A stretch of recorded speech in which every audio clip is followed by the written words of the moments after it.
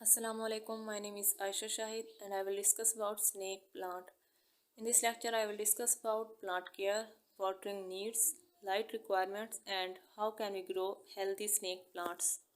Dracaena trifasciata commonly known as snake plant.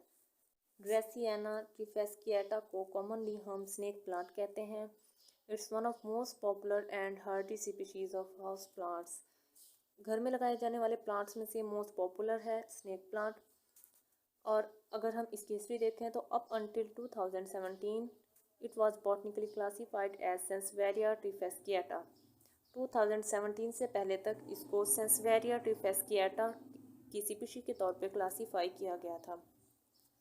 But its commonalities with dracaena species were too many to overlook. लेकिन इसकी बहुत ज़्यादा resemblance, बहुत ज़्यादा इसकी कैरेक्टरिस्टिक्स जो हैं वो ड्रेसियाना स्पीशीज़ से मिलती जुलती थी, जिसकी बेस पे ड्रेसियाना फैमिली में इसको ऐड कर दिया गया, इसलिए इसको अब ड्रेसियाना ट्रिफेस्किएटा कहते हैं.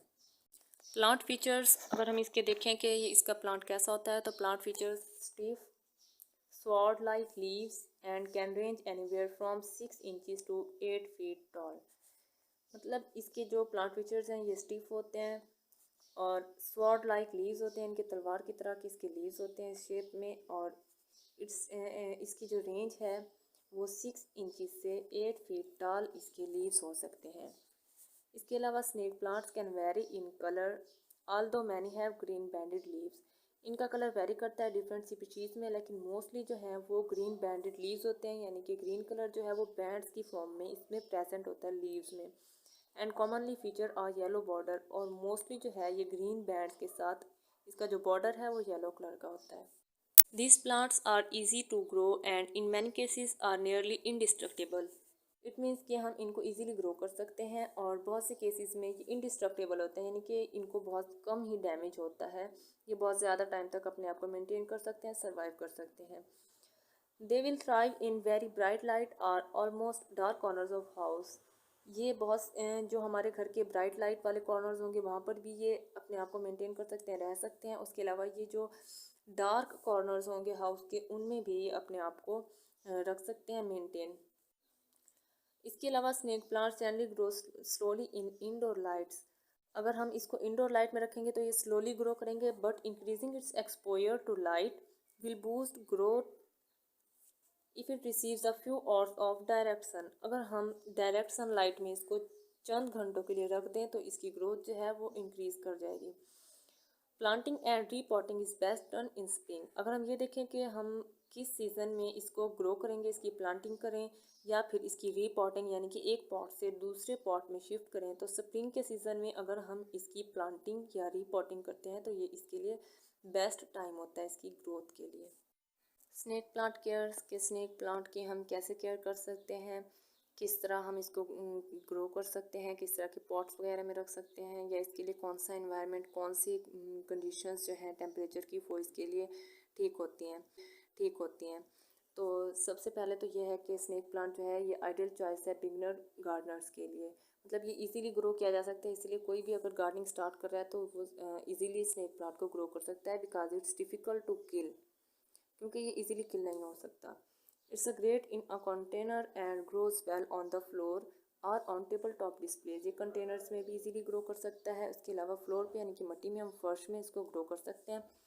इसके अलावा टेबल टॉप डिस्प्लेज में भी हम इसको रख सकते हैं, ये इस तरह से भी ग्रो हो सकता है. इसके अलावा snake plant thrives in warm weather. ये वार्म वेदर में भी खुद को मेंटेन कर सकता है, बर्दाश्त कर सकता है वार्म वेदर को. इसके अलावा struggles in cold conditions. Cold conditions में भी ये अपने आप को प्रोटेक्ट करने की इन्वायरमेंटल कंडीशंस से ये कोशिश करता है. Then this plant is drought resistant. ये प्लांट जो है ड्राउट रेजिस्टेंट है, यानी कि अगर इसको पानी की कमी हो जाए, ड्राउट की कंडीशन हो जाए तो ये अपने आप को रेजिस्ट कर लेता है, प्रोटेक्ट कर लेता है इस कंडीशन में. But is susceptible to over watering which lead to root rot.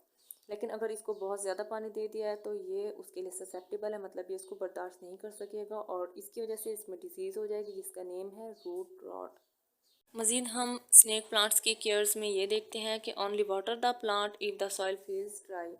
कि पानी उस वक्त ही सिर्फ प्लांट को दें जब सॉइल हमें ड्राई फील हो कि ड्राई हो चुकी है. This plant can go 2 months between waterings in the winter months. अगर सर्दियां हैं तो कम से कम 2 महीने बाद इसको पानी देने की ज़रूरत महसूस होगी।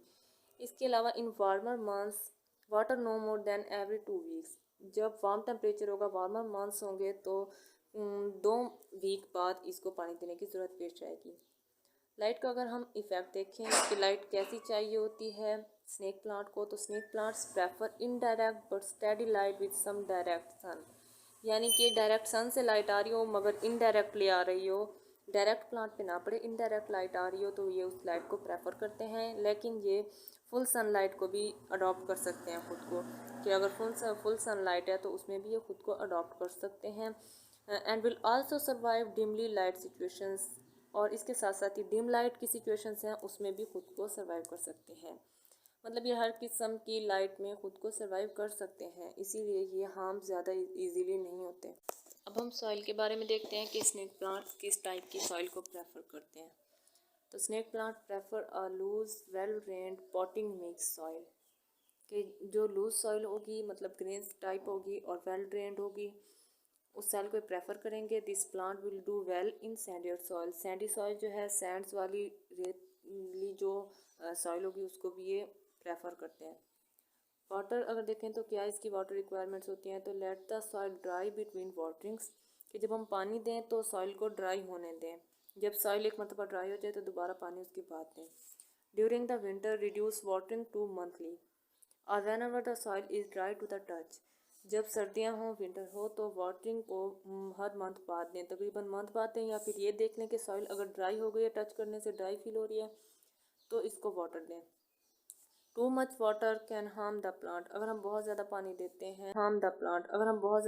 देते हैं तो इसकी वजह से प्लांट को नुकसान पहुंच सकता है, इसलिए पानी बहुत ज़्यादा नहीं देना है इसको।